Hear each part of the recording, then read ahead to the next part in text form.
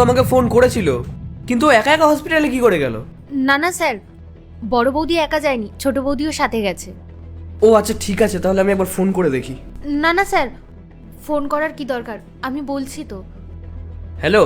হ্যাঁ দাদা, হ্যাঁ কি হয়েছে পায়েলের?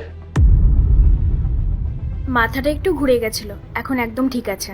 আচ্ছা ঠিক আছে, তুমি একটা কাজ করো, হসপিটালেই থাকো, আমি আসছি। আরে না না, তার কোনো দরকার নেই, বৌদি এখন একদম ঠিক আছে। আর আমরা 10-15 মিনিটের মধ্যেই বাড়ি আসছি। আচ্ছা ঠিক আছে। স্যার, আপনার যদি কোনো কাজ থাকে আমাকে বলুন, আমি করে দিচ্ছি।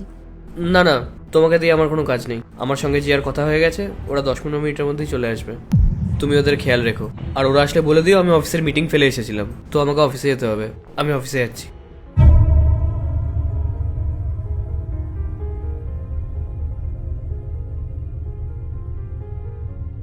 দেখলে বৌদি, দুই ভাইয়ের মধ্যে কত তফাৎ। রাহুল দাদা যে তোমাকে এত ভালোবাসে, আর আরেকদিকে মনোজ যে আমাকে চিট করছে। কোনো ব্যাপার না বৌদি, একদিন না একদিন সত্যিটা সবার সামনে আসতোই। সবকিছু ঠিক হয়ে যাবে, আর আমি সবকিছু ঠিক করব। তুমি চিন্তা করো না জিয়া, আমরা তোমার সাথে আছি। হ্যাঁ বৌদি।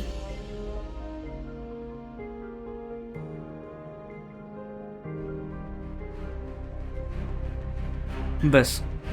এই শোনো, আমাকে একটু ভাত দাও তো।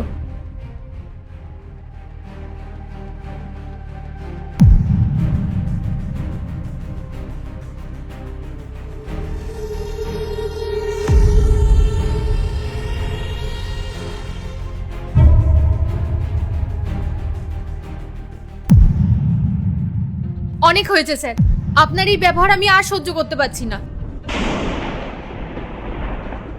কি বলে যাচ্ছ এসব? তোমার হুঁশ জ্ঞান আছে তো? আমি ভালো করে